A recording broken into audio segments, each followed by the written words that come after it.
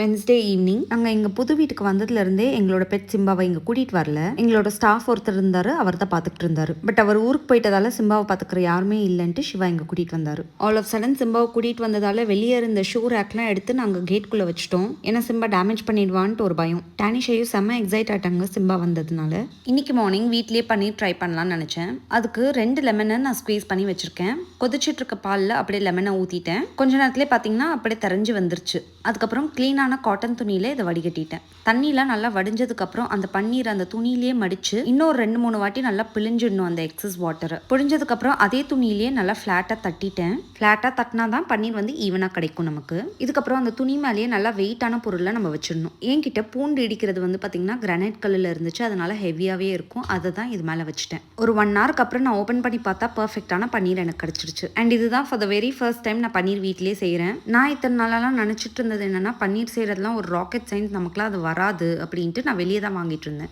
இல்லைனா சம்டைம்ஸ் என்னோட sister in லா வீட்டிலே செஞ்சு கொடுப்பாங்க.